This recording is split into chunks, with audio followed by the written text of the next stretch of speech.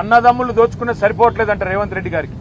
HILT కుంభకోణం పేరు మీద హైదరాబాద్లోని పారిశ్రామిక వాడల్లో భూములను కొల్లగొట్టడానికి 5 లక్షల కోట్ల విలువ చేసే 9,200 కోట్లు 9,200 ఎకరాల భూమిని కొల్లగొట్టేదానికి ప్రయత్నం చేస్తే మా పార్టీ బయటికి తీసుకొచ్చింది. అన్నదమ్ముల దోపిడిని అడ్డుకున్నది. కానీ రేవంత్ రెడ్డి గారు అన్నదమ్ముల దోపిడి సరిపోవట్లేదంట. ఇప్పుడు బావమరిది గారి కళ్ళల్లో ఆనందం కోసం సింగరేణిని ఆయనకు గుత్తకు రాసిచ్చిండు.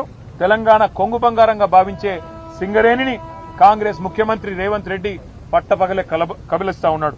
అందుకే మేము అడిగినాం ఇవాళ గౌరవ గవర్నర్ గారిని, సార్ మీరైనా ఇన్వాల్వ్ కండి, మీరు కిషన్ రెడ్డి గారికి ఆదేశం ఇవ్వండి, సిబిఐకి ఇస్తారా, సిట్టింగ్ జడ్జికి ఇస్తారా, మీ ఇష్టం, ఎవరికి ఇస్తారో ఇవ్వండి, కానీ ప్రజాధనాన్ని కొల్లగొట్టే ఈ దుర్మార్గపు వ్యవస్థని, ఇటు సోలార్ పవర్ లో కుంభకోణం, అటు సింగరేణి ఓబీ గనుల్లో కుంభకోణం, దీన్ని అడ్డుకోండి, దీన్ని వెంటనే నివారించండి, ప్రజా సొమ్మును కాపాడండి అని చెప్పి కార్మిక లోకం తరపున సింగరేణి కార్మిక సోదరుల తరపున వారికి విజ్ఞప్తి చేశాం.